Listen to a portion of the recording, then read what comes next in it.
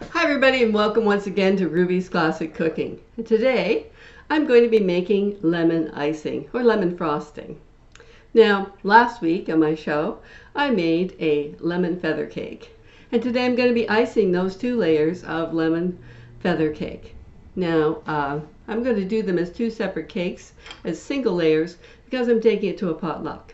But as you saw in the pictures of one I made 2 weeks ago, I made that into a layer cake. So here we are.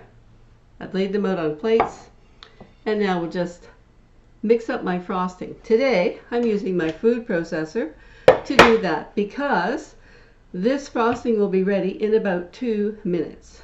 Now that's probably faster than you can open one of those cans from the grocery store of icing. And this one's made with real ingredients that you picked yourself and you know what's in it. Anyway, I love using my food processor to make icing. You don't have to sift the icing sugar or confectioner's sugar. You just dump everything right in this bowl, one after the other, put it on the base, let it go for 15 seconds or so, and there you go. You have your icing. And I've already put my first ingredient in here, which is 1/4 cup of butter. And we'll move on and I'll get this is a lemon frosting, so I'm going to be grating a lemon and squeezing lemon juice and using those in my frosting. I'll start off by zesting my lemon. Remember not to go down into the white pith because that will be quite bitter. And always zest first before you cut it in half and squeeze the juice out of it, because believe me, it's a lot more difficult to do it if you squeeze the juice out first and then try to zest it afterwards. Yeah, the challenge, you really made yourself a challenge.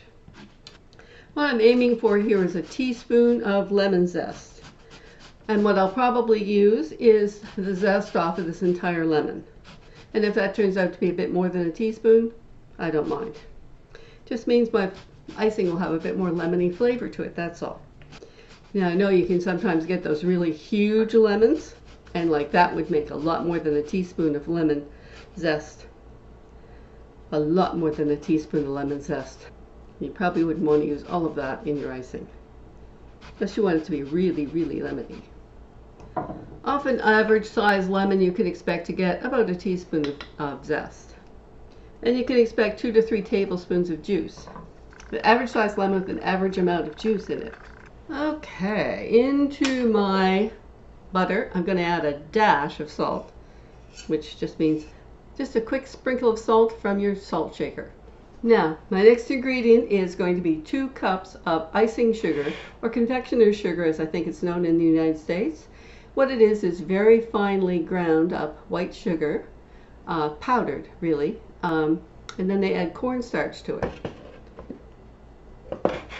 So if you're going to be making your own icing sugar, make sure you find out how much cornstarch you're supposed to add to it. Okay, there's 2 cups. And if you're ever working with icing and you find it's too thin or too thick, if it's too thin you can just add another 1/4 cup or a couple tablespoons of icing sugar to it. That will thicken it right up very quickly. Or a 1/2 teaspoon of milk or liquid will thin it out really quickly too. It's amazing how little you need to make a big difference in the consistency of your icing. And next up is 2 to 3 tablespoons of lemon juice. There we go, 3 tablespoons of lemon juice. The next ingredient is a 1/2 teaspoon of lemon extract. Or you can use vanilla, but if I'm making lemon icing, why not use lemon extract?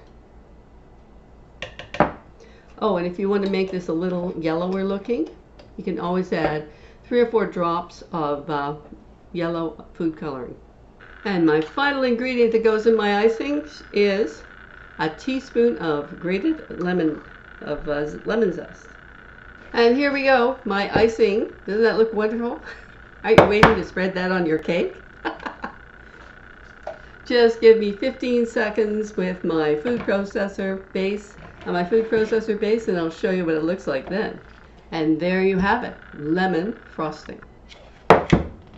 Well, I hope you enjoyed my video today, and I hope that you will like, subscribe, drop a comment below, give this recipe a try at home, and hey, come on back and watch me next time on Ruby's Classic Cooking. Bye for now.